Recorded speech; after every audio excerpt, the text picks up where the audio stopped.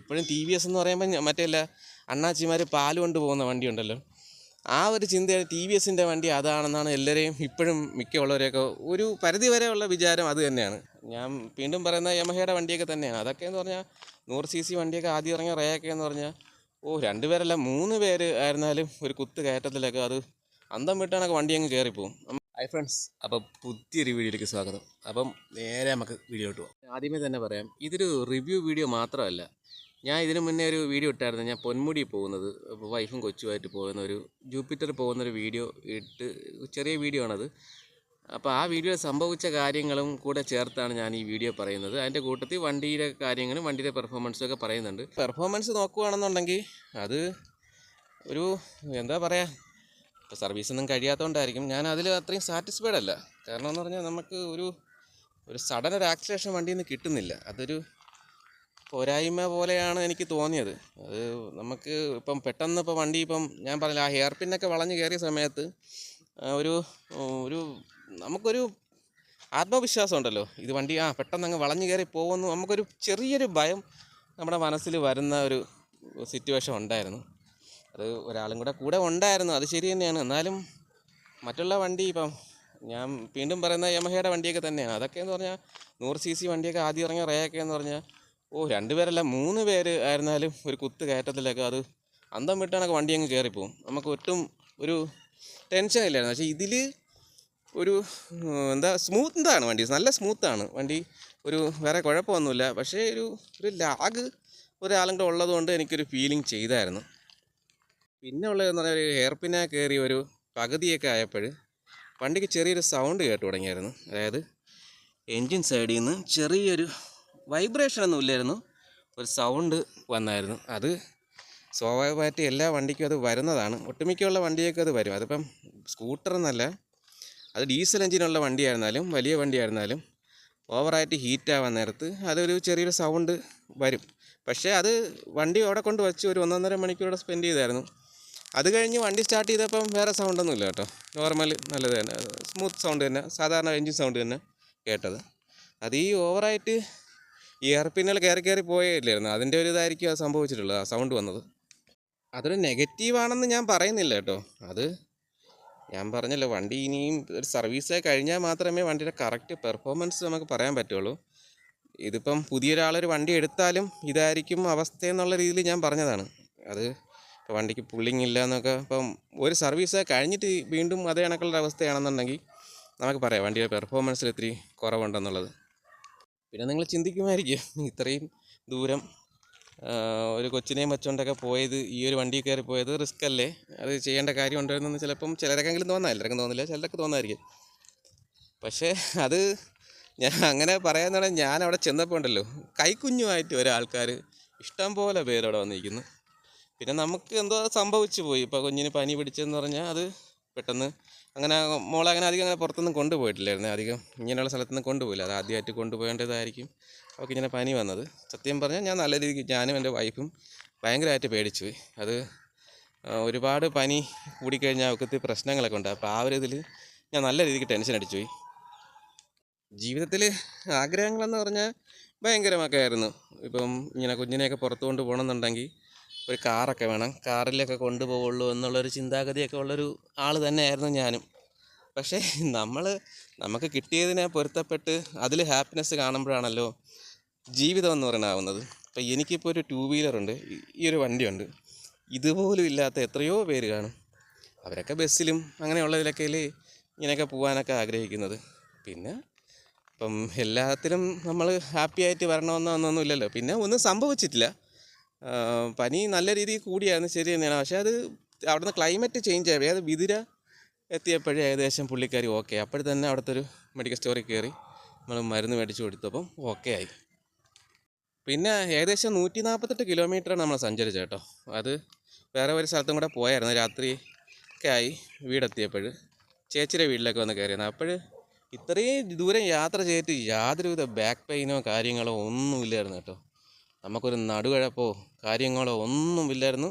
നല്ല സ്മൂത്തായിട്ട് തന്നെ പോയിട്ട് വരാൻ പറ്റി. അല്ലാതെ വേറെ ചില വണ്ടിയൊക്കെ എന്ന് പറഞ്ഞാൽ ഓടിച്ചു കഴിഞ്ഞാൽ ഒരു 10 കിലോമീറ്റർ ഓടിക്കുമ്പോൾ നടുവേദന തുടങ്ങും. ഇത് ഒന്ന് സസ്പെൻഷൻ അത്യാവശ്യം നല്ല സസ്പെൻഷനാണ്. പിന്നെ റൈഡിങ് കംഫർട്ട് ഹാൻഡ്ലിങ് ചിലപ്പം ഇതിപ്പോൾ കേൾക്കുമ്പോൾ ചിലപ്പം ചിലർ പറയും അയ്യോ എനിക്ക് നടുവേദന ഉണ്ടല്ലോ എന്ന് പറയും. അത് ഓരോരുത്തരെയൊക്കെ ബോഡി ലാംഗ്വേജാണ് കേട്ടോ. അത് നമ്മളെ കൈയുടെ നീളവും നമ്മൾ ഹാൻഡിൽ പിടിക്കുന്ന രീതിയും ഒക്കെ വെച്ചൊക്കെയാണ് ഈ നടുവേദന ഒക്കെ സംഭവിക്കുന്നത്. അത് ചിലർക്ക് ചില വണ്ടി ഓക്കെ ആവും, ചിലത് ഓക്കെ ആവത്തില്ല. അപ്പോൾ എന്നെ സംബന്ധിച്ചാണെങ്കിൽ എനിക്ക് ഇത് ഓടിച്ചിട്ട് നടുവേദന കാര്യങ്ങളൊന്നുമില്ല, ഞാൻ ഓക്കെയാണ്. ഈ വീഡിയോ എല്ലാം തിരിച്ചിറങ്ങുമ്പോൾ വഴിയിൽ വെച്ചൊക്കെ റെക്കോർഡ് ചെയ്യണമെന്നൊക്കെ വിചാരിച്ചിരുന്നതാണ്. അത് പറ്റാത്തതുകൊണ്ടാണ് കേട്ടോ ഇപ്പോഴിങ്ങനെ ഒരു വീഡിയോ ആയിട്ട് ഇറക്കുന്നത്. വേറൊന്നുമല്ല അത് പറഞ്ഞത്, കമൻറ്റ് ബോക്സിൽ ഒരാൾ പറഞ്ഞായിരുന്നേ നിങ്ങൾ ട്രാവലിംഗ് പോയിട്ട് വണ്ടി ഓടിക്കുന്ന വീഡിയോ ഒന്നും എടുത്തില്ലല്ലോ എന്ന്. അങ്ങനെ പറയുന്നവരടുത്തും അങ്ങനെ ഒരു കമൻറ്റ് ഇട്ടവരടുത്തും എനിക്ക് ഒന്നേ പറയാനുള്ളൂ. ഒന്നാമത്തെ കാര്യം, ഇത് ഞാനൊരു പ്രൊഫഷണൽ ഒരു വ്ളോഗറോ ഒന്നുമല്ല. ഞാൻ നിങ്ങളെപ്പോലെ ഒരു സാധാരണക്കാരനാണ്. എനിക്ക് സത്യം ഇപ്പോഴും എനിക്ക് നിങ്ങൾ എങ്ങനെ എന്തൊക്കെ പറഞ്ഞാൽ നിങ്ങൾ ഇഷ്ടപ്പെടുമെന്നോ അല്ലെങ്കിൽ ഞാൻ എങ്ങനെയൊക്കെ എന്തൊക്കെ വീഡിയോ എടുക്കണമെന്നോ പോലും സത്യം പറഞ്ഞാൽ എനിക്കറിയില്ല. ഞാൻ ഇങ്ങനൊരു യൂട്യൂബിൽ വീഡിയോ ഇടണമെന്നോ അത് പോയി റീച്ച് കയറണമെന്നോ ഫേമസ് ആവണമെന്നോ ഒന്നും ഉദ്ദേശിച്ച ഒരാളൊന്നും അല്ല. അങ്ങനെ ആയിരുന്നുണ്ടെങ്കിൽ എപ്പോഴും എൻ്റെ മുഖം ഇങ്ങനെ കാണിച്ച് ഞാൻ വീഡിയോ എടുത്തിരുന്നു. ഞാൻ ഈ വണ്ടിയുടെ ഇത് മാത്രം ഇങ്ങനെ കാണിക്കാൻ നിൽക്കില്ലായിരുന്നു. അപ്പം നിങ്ങൾക്ക് ഓക്കെ ആണെങ്കിൽ മാത്രം വീഡിയോ കാണുക കേട്ടോ. അല്ലാതെ ഞാൻ എൻ്റെ വീഡിയോ കാണണം, എന്നെ സബ്സ്ക്രൈബ് ചെയ്ത് എനിക്ക് ഒരുപാട് റീച്ച് ഉണ്ടാക്കി അതിൽ നിന്ന് എനിക്ക് ഒരുപാട് ഏണിങ് ഉണ്ടാക്കണം എന്നൊന്നും ഞാൻ ആരുടെ പറയുന്നില്ല. ഒരു നിങ്ങളിലുള്ള ഒരാളാണ് ഒരു വീഡിയോ ചെയ്യുന്നത് എന്നുള്ളൊരു ചിന്തയിൽ നിങ്ങൾക്ക് വേണമെന്നുണ്ടെങ്കിൽ നിങ്ങൾക്ക് കാണാം, നിങ്ങൾക്ക് ഇഷ്ടമുള്ളവർക്ക് വേണമെങ്കിൽ കാണാം. ഞാൻ വീഡിയോ എടുക്കുമ്പോൾ ഞാൻ പറഞ്ഞായിരുന്നു, ഞാൻ ഈ വീഡിയോ തുടങ്ങുമ്പോഴേ ഈ വീഡിയോ അല്ല, ഞാൻ ഇട്ട വീഡിയോയിലെല്ലാം ഞാൻ വണ്ടിയുടെ കാര്യം മാത്രമല്ല ഇപ്പം എൻ്റെ ലൈഫിൻ്റെ കാര്യവും എല്ലാം ഞാൻ പറഞ്ഞിട്ടുണ്ട്. എല്ലാം ഓപ്പണായിട്ട് പറയുന്നതെന്ന് പറഞ്ഞാൽ എനിക്ക് അങ്ങനെ ഇടാനേ അറിയുള്ളൂ. അതുകൊണ്ടാണ്, അല്ലാതെ തന്നെ കണ്ടിന്യൂസ് വണ്ടിയുടെ കാര്യങ്ങൾ മാത്രം പറഞ്ഞേക്കാൻ സത്യം പറഞ്ഞാൽ അത് എനിക്കൊരു കോൺഫിഡൻസ് കുറവാണ്. പിന്നെ പലരും വണ്ടി ഏത് ബ്രാൻഡ് ഏതെന്ന് ചോദിക്കുമ്പം ടി വി എസ് ആണ് എന്ന് പറയുമ്പോൾ ചിലർക്കൊക്കെ ഒരു എന്താ പറയുക, എന്തോ കണക്കുണ്ട്. കാരണം ടി വി എസ് എന്നുള്ള ഒരു ചിന്ത, ടി വി എസ് എന്നൊക്കെ പറഞ്ഞാൽ ഇപ്പോഴും ചില ആൾക്കാരുടെ മനസ്സിലെന്ന് പറഞ്ഞാൽ നമ്മൾ അന്യൻ സിനിമയിലെ അമ്പി കൊണ്ടു കിടക്കുമല്ലോ, അതെന്തുവാണ്, XL 100 അറിയുന്നത് കമൻറ്റ് ചെയ്യണേ. ആ വണ്ടിയൊക്കെയാണ് ടി വി എസിൻ്റെ വണ്ടി എന്നുള്ള ചിന്ത ഇപ്പോഴും ഉണ്ട്. ഈ എൻഡോർക്ക് ഇറങ്ങിയ സമയത്ത് തന്നെ ആൾക്കാരൊക്കെ എല്ലാം ഈ വണ്ടി ഭയങ്കരമായിട്ടും ഇഷ്ടപ്പെട്ടു. എനിക്കൊരു ആദ്യമൊക്കെ ഇറങ്ങിയ മോളൊരു കിളിപ്പച്ച കളർ വണ്ടിയായിരുന്നു എന്നാണ്. ആ വണ്ടിയൊക്കെ ഇറങ്ങിയ സമയത്ത് ആൾക്കാരെല്ലാം പോയി കണ്ട് ഇതിൻ്റെ ഫെസിലിറ്റീസ് ബ്ലൂടൂത്തൊക്കെ എന്നിട്ട് ഇത് ഏത് കമ്പനി നോക്കിയാൽ ടി വി എസ് ഇങ്ങനെയൊക്കെ ഇറക്കും. എന്നാൽ അവരൊക്കെ ഒരു RR 310 ഉണ്ട് ഇവിടെ ഇന്ത്യയിൽ വണ്ടി കൊളാബ് ചെയ്ത് ഇറക്കുന്നത്, BMW ആയിട്ട് കൊളാബ് ചെയ്ത് ഇറക്കുന്നതെന്നും ചിലർക്കൊന്നും ഇപ്പോഴും അറിയില്ല. ഇപ്പോഴും ടി വി എസ് എന്ന് പറയുമ്പോൾ മറ്റേല്ല അണ്ണാച്ചിമാർ പാല് കൊണ്ട് പോകുന്ന വണ്ടി ഉണ്ടല്ലോ, ആ ഒരു ചിന്തയാണ് ടി വി എസിൻ്റെ വണ്ടി അതാണെന്നാണ് എല്ലാവരെയും ഇപ്പോഴും മിക്കുള്ളവരെയൊക്കെ ഒരു പരിധി വരെയുള്ള വിചാരം അത് തന്നെയാണ്. 2 വീലർ ഹോണ്ടയുടെ ആണ് ടോപ്പ്, ഇത് ഇപ്പോഴും ക്ലച്ച് പിടിച്ചിട്ടില്ല എന്നുള്ള ചിന്തയൊക്കെ മിക്ക ആൾക്കാരുടെ മൈൻഡിലും ഉണ്ടത്. അതും ചോദിച്ചായിരുന്നു, ഇതിൻ്റെ ഹസാർഡ് ലൈറ്റ് കത്താൻ നേരത്ത്, ഹസാർഡല്ല ഇൻഡിക്കേറ്റർ കത്താൻ നേരത്ത് ഈ ബസ്സാറിൻ്റെ സൗണ്ട് വരുന്നു, അവരുടെ വണ്ടിയിലൊന്നും വരുന്നില്ല എന്നുള്ളത്. ഇത് അഡീഷണൽ ഫിറ്റിംഗ് വരുന്നതാണ്. 108 രൂപയാണ് എക്സ്ട്രാ നമ്മൾ കൊടുക്കേണ്ടത്. നിങ്ങൾ വണ്ടി എടുക്കുന്ന സമയത്ത് തന്നെ അവിടെ ഷോറൂമിൽ നിന്ന് വച്ചിറക്കുന്നതായിരിക്കും ഏറ്റവും നല്ലത്. കാരണം ആ സമയത്ത് നിങ്ങൾ 108 രൂപ മാത്രം കൊടുത്താൽ മതി സാധനത്തിൻ്റെ പൈസ. അല്ലാതെ എടുക്കണമെന്നുണ്ടെങ്കിൽ ഈ സാധനം ബോഡിയൊക്കെ ഇളക്കിയാണ് ചെയ്യുന്നത്. അത് ഏകദേശം ഒരു ലേബർ ചാർജ് തന്നെ 10-300 രൂപയെങ്കിലും അവർ ഈടാക്കും. അപ്പോൾ നിങ്ങളത് വണ്ടി എടുക്കുന്ന സമയത്ത് നിങ്ങൾ ബസ്സർ വയ്ക്കണമെന്ന് പറഞ്ഞാൽ മതി. 108 രൂപ മാത്രമേ എക്സ്ട്രാ ആവത്തുള്ളൂ. അതതിൻ്റെ കൂട്ടത്തിൽ ചെയ്തെടുക്കുക വണ്ടി ഇറങ്ങുന്ന സമയത്ത്. അല്ലെങ്കിൽ ഈ പറഞ്ഞാക്ക് നിങ്ങൾ സർവീസിന് കൊണ്ടുപോകാൻ ചെല്ലാൻ നേരത്ത് അവരടുത്ത് പറഞ്ഞാൽ മതി, അവർ വച്ച് തരും. ലേബർ ചാർജ് ആവുമെന്നാണ് എനിക്ക് തോന്നുന്നത്. പിന്നെ ചോദിച്ചതെന്ന് പറഞ്ഞാൽ കോർണറിങ് ഒക്കെ ചെയ്യാൻ പറ്റുമെന്ന് ഈ വണ്ടിയിൽ. പിന്നെ കോർണറിങ് ഒക്കെ ചെയ്യാൻ പറ്റുമെന്ന് ചോദിക്കുന്നിടത്ത് ഞാൻ വേണമെന്നുണ്ടെങ്കിൽ ഈ വണ്ടിയുടെ ടയറിൻ്റെ സൈസ് ഞാൻ കാണിച്ചത് ഇതാണ്. ഏകദേശം 1 ഇഞ്ച് 1.5 ഇഞ്ചോളം മാത്രമേ ടയറുമായിട്ടുള്ളൊരു കോണ്ടാക്റ്റ് ഉള്ളൂ. അപ്പോൾ ഇങ്ങനെയുള്ള വണ്ടിയിലൊക്കെ കോർണറിങ് ഒക്കെ ചെയ്യാൻ നിൽക്കുന്നത്, കോർണറിങ് ഉദ്ദേശിക്കുന്നത് പറഞ്ഞാൽ ഏകദേശം ചരിച്ച് ഈ ഫുഡ് റെസ്റ്റ് വരെ ഇതുവരെ താഴെ റോട്ടിൽ തട്ടുന്ന രീതിയിൽ ചെയ്യുന്നതിന് കോർണറിങ് എന്ന് മെയിനായിട്ട് പറയുന്നത്. അതൊന്നും ഈ വണ്ടി കൊണ്ട് ചെയ്യാൻ നിൽക്കാത്തതായിരിക്കും നിങ്ങളുടെ ആരോഗ്യത്തിനും സാമ്പത്തികത്തിനൊക്കെ വളരെ നല്ലത്. പിന്നെ ബ്രേക്കിങ്ങിൻ്റെ കാര്യം, ബ്രേക്കിംഗ് എന്ന് പറയുമ്പം ഡിസ്ക് ബ്രേക്ക് നല്ല ബ്രേക്കിംഗ് ഉണ്ട് കേട്ടോ, നല്ല പിടിച്ചെടുത്ത് തന്നെ നിൽക്കുന്നുണ്ട്. അത് സഡനായിട്ടൊന്നും പിടിക്കാൻ നിൽക്കരുത്. ഇപ്പോൾ ഡ്രം ബ്രേക്ക് ഓടിച്ചിട്ട് ഡിസ്ക് ബ്രേക്ക് ഓടിക്കുമ്പോൾ അതേ ഇതിൽ നിങ്ങൾ ഒറ്റ സഡനായിട്ട് പിടിക്കാൻ നിൽക്കരുത്. അത് പ്രത്യേകിച്ച് നമ്മൾ വളവൊക്കെ വളയ്ക്കുന്ന സമയത്ത് ചെറിയ ചരളോ പൊടിയോ മെറ്റലോ മണ്ണുള്ള റോഡൊക്കെ ആണെന്നുണ്ടെങ്കിൽ ചരിക്കുന്ന സമയത്ത് തന്നെ ഫ്രണ്ട് ബ്രേക്ക് ഡിസ്ക് പിടിച്ച് കഴിഞ്ഞാൽ കറക്റ്റ് വണ്ടി വീഴും, ഒന്നും നോക്കണ്ട വണ്ടി വീഴും. അപ്പോൾ നിങ്ങൾ അങ്ങനെയുള്ള സ്ഥലത്തൊക്കെ ബ്രേക്കും കൂടെ നല്ല രീതിക്ക് അപ്ലൈ ചെയ്തിട്ട് മാത്രം ഫ്രണ്ട് പിടിക്കാൻ നിൽക്കുക. അല്ലാത്ത സ്ട്രൈറ്റൊക്കെ ടാർട്ട് നല്ല റോഡിൽ പോകുമ്പോഴൊന്നും കുഴപ്പമില്ല. പിടിച്ചെടുത്ത് തന്നെ നിൽക്കുന്നുണ്ട്. പിന്നെ റിയർ ബ്രേക്കിൻ്റെ കാര്യം പറയുകയാണെന്നുണ്ടെങ്കിൽ വെറുതെ ഒരു റിയർ ബ്രേക്ക് എന്നേ പറയാൻ പറ്റുള്ളൂ. അതിൽ നിങ്ങൾ വേണമെന്നുണ്ടെങ്കിൽ വണ്ടി എടുത്തിട്ട് നിങ്ങളൊന്ന് ജസ്റ്റ് ഒന്ന് ബാക്ക് ബ്രേക്ക് മാത്രം പിടിച്ചൊന്ന് നിർത്താൻ നോക്കിയാൽ മതി, ഒരു കാര്യമില്ല. ഇതിൽ ഡിസ്ക് ബ്രേക്ക് ഫ്രണ്ട് വർക്കിംഗ് അല്ലെന്നുണ്ടെങ്കിൽ ഈ വണ്ടി ഓടിക്കാൻ പറ്റുമെന്ന് എനിക്ക് തോന്നുന്നില്ല കേട്ടോ. കാരണം ഒരു 100% ഒരു 20% മാത്രമേ ഉള്ളൂ റിയർ ബ്രേക്ക്. ചെറിയൊരു സപ്പോർട്ടിങ് ഫ്രണ്ടിന്, അത്രയേ ഉള്ളൂ. പോരായ്മയായിട്ടല്ല കേട്ടോ പറയുന്നത്. അത് ഫ്രണ്ട് ബ്രേക്ക് ഇതുമായിട്ട് ബാലൻസ് ചെയ്യുമ്പോൾ അത് പക്കയാണ്, കറക്റ്റ്. അത് മെക്കാനിസത്തിൻ്റെ അതായിരിക്കും, അതല്ലാതെ അത് ഒന്നും കാണാതെ അവരങ്ങനെ ചെയ്യത്തില്ലായിരിക്കും. അത് രണ്ടും കൂടെ പിടിക്കുമ്പോൾ എനിക്ക് തോന്നുന്നു അതൊരു പവർഫുൾ ബ്രേക്ക് ആവാൻ ചാൻസ് ഉണ്ട്. എന്തായാലും ബ്രേക്ക് നല്ലതുപോലെ പിടിച്ചെടുത്ത് തന്നെ വണ്ടി നിൽക്കുന്നുണ്ട്. അതിന് വേറെ ഒരു കോംപ്രമൈസും ഇല്ല, പക്ക തന്നെയാണ്. പിന്നെ ഞാൻ ഈ പറഞ്ഞ കണക്ക് ഡിസ്ക് ബ്രേക്ക് ആണെന്നുണ്ടെങ്കിൽ നോക്കിയും കണ്ടൊക്കെ പിടിക്കുക. എന്നിട്ട് ഡിസ്കിനെ കുറ്റം പറഞ്ഞിട്ട് കാര്യമില്ല വീണിട്ട്.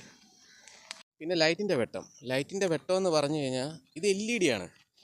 LED പ്രത്യേകത എന്ന് പറഞ്ഞു കഴിഞ്ഞാൽ ഏറ്റവും കൂടുതൽ വെട്ടം ഓടിക്കുന്ന ആളിനല്ല, ഓപ്പോസിറ്റ് വരുന്ന വണ്ടിക്കാരനാണ് ഏറ്റവും കൂടുതൽ വെട്ടത്തിൻ്റെ ഫീലിംഗ് അറിയാൻ പറ്റുന്നത്. കാരണം കണ്ണിൽ തന്നെ അടിച്ച് കയറും, ഹാലജൻ കണക്കല്ല. പക്ഷേ ഹാലജനാണെന്നുണ്ടെങ്കിൽ അത്രയും വലിയ ബുദ്ധിമുട്ടില്ല ഓപ്പോസിറ്റ് വരുന്ന വണ്ടിക്ക്. പക്ഷേ ഇതിൽ ഏറ്റവും കൂടുതൽ ഓപ്പോസിറ്റ് വരുന്ന ആളിനാണ് ബുദ്ധിമുട്ട്. ഫ്രണ്ടിൽ ഓടിക്കുന്ന ആളിന് ആ പെർഫോമൻസ് നമുക്ക് അധികം പ്രതീക്ഷിക്കാൻ പറ്റില്ല. കാരണം LED അങ്ങനെ തന്നെയാണ്. പല സാഹചര്യങ്ങളിലും ചില മഞ്ഞൊക്കെ ഉണ്ടെന്നുണ്ടെങ്കിൽ LED പെർഫോമൻസ് വളരെ മോശമാണ്. ഹാലജനുമായിട്ട് ഒരിക്കലും കമ്പയർ ചെയ്യാൻ പറ്റത്തില്ല. അല്ലാത്ത ഭാഗത്ത് വണ്ടി ഓടിച്ച് പോകുമ്പോൾ അത്യാവശ്യം ഒരു നല്ലൊരു വെള്ള വെട്ടം, വീട്ടിലൊക്കെ LED ബൾബ് ഇട്ടാണൊക്കെ ഒരു വെട്ടം കിട്ടും. ഹാലജനുമായിട്ട് ഒരു ദൂരക്ക് ബ്രൈറ്റ് കുഴപ്പമില്ല, ബ്രൈറ്റ് ഇടുമ്പോഴും അത്യാവശ്യം സെൻറ്ററിൽ നിന്ന് നേരെ ഒരു പോയിൻ്റ് കിട്ടുന്നുണ്ട്. പിന്നെ വണ്ടി എടുത്തപ്പോൾ ഹെൽമെറ്റിൻ്റെ കാര്യം, എത്ര ഹെൽമെറ്റ് കിട്ടിയെന്നുള്ളത്. എനിക്ക് 2 ഹെൽമെറ്റാണ് കേട്ടോ കിട്ടിയത്. അത് നിങ്ങൾ ചോദിച്ച് മേടിക്കണം, പറയണം. ആദ്യം അവർ പറയാം, അയ്യോ 2 ഹെൽമെറ്റ് നമുക്ക് തരാൻ പറ്റില്ല എന്ന് പറയും. അപ്പം നിങ്ങൾ പറഞ്ഞാൽ 2 ഹെൽമെറ്റ് തരുവാണെന്നുണ്ടെങ്കിൽ വണ്ടി എടുത്തോളാന്ന്. അങ്ങനെ പറയുമ്പോൾ ഉറപ്പായിട്ടും അവർ 2 ഹെൽമെറ്റ് തരും. അത് നമ്മൾ നിർബന്ധമൊന്നും നമുക്ക് പറയാൻ പറ്റില്ല. ഈ ഒരു ഹെൽമെറ്റ് തന്നെ ഇവർക്ക് തരാൻ താല്പര്യം ഉണ്ടായിട്ടൊന്നും അല്ല തരുന്നത്. അത് നിയമപരമായിട്ട് പുതിയൊരു വണ്ടി എടുക്കുമ്പോൾ ഒരു ഹെൽമെറ്റ് കൊടുക്കണം എന്നുള്ളത് നിർബന്ധമാണ്. 2 പാസഞ്ചറിന് 2 എണ്ണം കൊടുക്കുന്നത് എന്ന് പറഞ്ഞാൽ നിയമപരമായിട്ട് അതിന് തെറ്റൊന്നുമില്ല, അവർക്ക് വലിയ നഷ്ടവുമില്ല. പിന്നെ നല്ല ഹെൽമെറ്റാണ് കേട്ടോ തരുന്നത്. സ്റ്റഡ്സിൻ്റെ ബ്രാൻഡഡ് ഡോട്ടിൻ്റെ സർട്ടിഫൈഡ് ആയിട്ടുള്ള നല്ല ഹെൽമെറ്റ് തന്നെയാണ് തരുന്നത്. അത് നിങ്ങൾ ചോദിച്ച് മേടിക്കുക. എന്തായിരുന്നാലും ഒരു വണ്ടി എടുക്കുമ്പോൾ 2 പേര് വണ്ടി യാത്ര ചെയ്യും. അപ്പോൾ നിങ്ങൾക്ക് നല്ല ഒരു പുതിയ വണ്ടിയാണെന്നുണ്ടെങ്കിൽ നല്ല 2 ഹെൽമെറ്റ് വെച്ചുകൊണ്ട് പോകുന്നത് നിങ്ങൾക്ക് ആഗ്രഹം കാണുമല്ലോ. ചിലപ്പം പൈസയിൽ ചിലപ്പം കൂടുതൽ വേണം, 1000 രൂപ കൂടുതൽ വേണമെന്ന് പറയും. അത് നിങ്ങൾ ഷോറൂമായിട്ട് സംസാരിച്ച് എന്താണെന്ന് വെച്ചാൽ, അത് എനിക്ക് എന്തായിരുന്നാലും അവർ പൈസ വേണമെന്ന് പറഞ്ഞായിരുന്നു. ഞാൻ പറഞ്ഞു പറ്റില്ല എന്ന് പറഞ്ഞപ്പോൾ അവർ അവസാനം, ഞാൻ പറഞ്ഞില്ലേ ഏത് കാര്യമായിരുന്നാലും അങ്ങനെ തന്നെയാണ്, നമ്മൾ വാവിട്ട് ചോദിച്ചാൽ മാത്രമേ കിട്ടത്തുള്ളൂ. ഈ റേറ്റിൻ്റെ കാര്യം ഞാൻ പറഞ്ഞിട്ടുണ്ട് മറ്റുള്ള വീഡിയോയിലൊക്കെ. നിങ്ങൾ ബാർഗെയിനിങ് ചെയ്യുന്ന പോലെ ഇരിക്കും, അവർ റേറ്റൊക്കെ പറയും. അപ്പോൾ നിങ്ങൾ പല ഷോറൂമുകളിലും വിളിച്ച് ചോദിച്ചിട്ട് കുറവുള്ള ഷോറൂമിൽ വില കേട്ടിട്ട് നിങ്ങൾ ഈ ഷോറൂമിൽ, നിങ്ങൾ അടുത്തുള്ള ഷോറൂമിൽ പറഞ്ഞ് ഈ വിലയ്ക്ക് തരാമെന്ന് മറ്റേ ഷോറൂം പറഞ്ഞെന്ന് പറഞ്ഞാൽ ഈ ഷോറൂമിൽ നിന്ന് നിങ്ങൾക്ക് ചിലപ്പോൾ അതിൽ നിന്നും കുറഞ്ഞ ചിലപ്പോൾ അവർ വണ്ടി തരാമെന്ന് പറയും. അതൊക്കെ ഇപ്പോൾ ഒരു ബ്രാൻഡും നാട്ടുകാരെ നന്നാക്കാൻ വേണ്ടി ഒരു കമ്പനിയും, വണ്ടി കമ്പനി എന്നല്ല ഏത് കമ്പനി ആയിരുന്നാലും ഇരിക്കുന്നില്ല. അവരെ ലാഭത്തിന് വേണ്ടി തന്നെയാണ് കമ്പനി ഇരിക്കുന്നത്. അപ്പം നമ്മൾ ചോദിച്ച് മേടിക്കുക വണ്ടിയുടെ റേറ്റും കാര്യങ്ങളുമൊക്കെ. അപ്പോൾ എന്തായാലും ഇന്നത്തെ വീഡിയോ ഇത്രയേ ഉള്ളൂ. വീണ്ടും നമുക്ക് അടുത്ത വീഡിയോയിൽ പുതിയ വിശേഷങ്ങൾ, ജൂപ്പിറ്ററിൻ്റെ വിശേഷങ്ങളും പുതിയ യാത്രാ വിശേഷങ്ങളും വണ്ടിയുടെ പെർഫോമൻസും വണ്ടിയുടെ പോരായ്മകളും എല്ലാം ഉള്ള വീഡിയോസ് നമുക്ക് അടുത്ത വീഡിയോകളിലൊക്കെ ഇടാം. അപ്പം ഇന്നത്തെ വീഡിയോ ഇവിടെ വെച്ച് അവസാനിപ്പിക്കുകയാണ്. ബൈ.